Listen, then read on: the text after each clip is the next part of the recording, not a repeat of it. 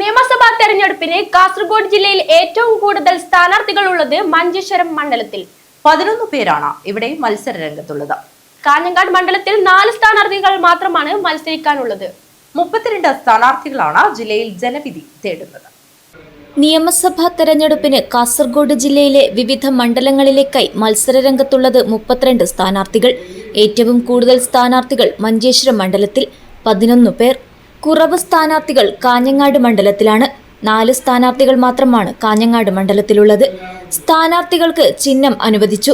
SDPI സ്ഥാനാർത്ഥി KM Ashraf, സ്വതന്ത്ര സ്ഥാനാർത്ഥികളായ Muhammad Rafeeq, N കേശവനായിക് എന്നിവരാണ് മഞ്ചേശ്വരത്ത് പത്രിക പിൻവലിച്ചവർ.